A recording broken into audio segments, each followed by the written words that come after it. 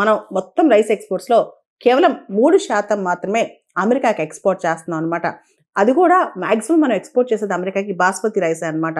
2,74,000 turns basmati rice మనం అమెరికాకి export చేస్తున్నాం. కేవలం 61,000 టన్నులు నాన్ బాస్మతి రైస్ మనం అమెరికాకి ఎక్స్పోర్ట్ చేస్తున్నాం అనమాట. రైస్ ఎక్స్పోర్ట్స్ లో ఇండియా ప్రపంచంలోనే రారాజు. ఆల్మోస్ట్ రైస్ ఎక్స్పోర్ట్స్ లో ఇండియానే టాప్ అనమాట. సో అమెరికా ఎటువంటి ఒత్తిడి తీసుకొచ్చినా, ఎంత టారిఫ్లు వేసినా ఇండియాకి పెద్ద నష్టమేం జరగదనమాట. మనం చూస్తే కనుక ఈ సంవత్సరం 2025లో దాదాపు $392 మిలియన్ వర్త్ రైస్ ఎక్స్పోర్ట్స్ మనం అమెరికాకి చేసాం అనమాట. మనం చూస్తే కనుక ఇండియన్ రైస్ మీద అమెరికా చాలా ఆధారపడింది.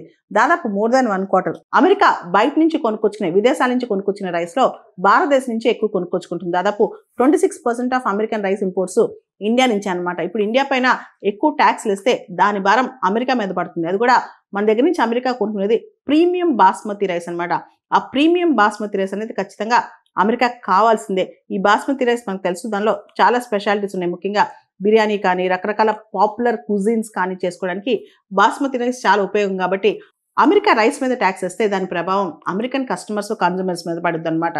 కాబట్టి ఇండియాకి ఎటువంటి థ్రెట్ ఉండదని చెప్పి, అమెరికా రైస్ మీద ఎంత టారిఫ్స్ వేసినా ఇండియాకి పెద్ద భారం ఉండదని చెప్పి నిపుణులు అభిప్రాయపడుతున్నారు. ఆల్రెడీ మనం చూసాం, గత కొన్ని మాసాల క్రితం అమెరికా భారతదేశం మీద అదనపు టారిఫ్లు వేస్తుంది. ముఖ్యంగా అమెరికా భారత్ మధ్య ఒక ట్రేడ్ డీల్ కుదిరేంత వరకు కూడా ఈ టారిఫ్లు అమల్లో ఉంటాయని మనకు అర్థమవుతుంది అనమాట.